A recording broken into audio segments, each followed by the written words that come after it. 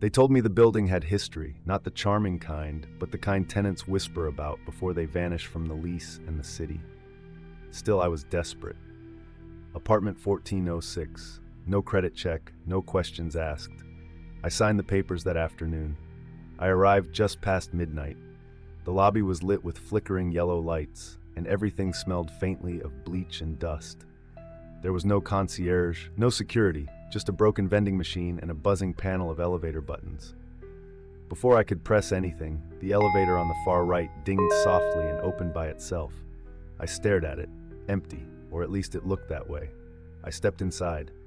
The moment the doors closed, the silence turned oppressive. No hum of movement, no music, just a faint electric whine. I pressed 14. The button lit up, then flickered. A low clunk sounded above me, like something heavy shifting.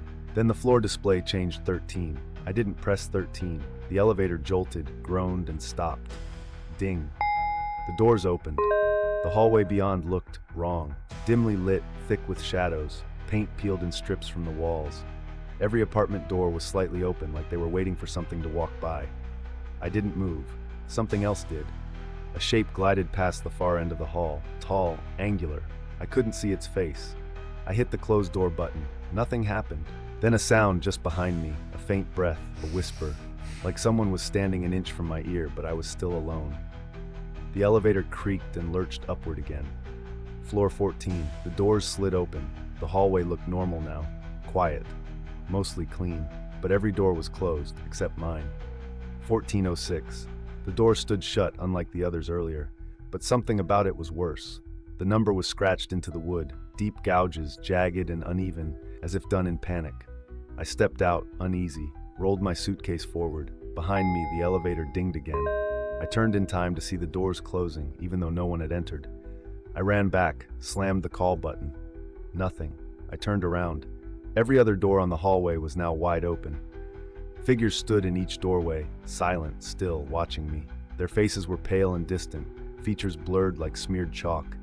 Their heads tilted in unison. They stepped forward, slowly. Deliberately, I bolted into 1406, slammed the door, locked with silence. Then a single knock. Not impatient, not angry, just patient. I backed away, breath shallow. My phone was dead. Windows painted black from the inside, no stairwell, no fire escape. I wasn't in a home, I was in a holding cell. I crept to the door and pressed my ear against it. Nothing. Then whispered, "You never left the elevator." I turned slowly. The room was empty, but I felt it shift, like the walls had just breathed in. And outside the door, the figures were still waiting.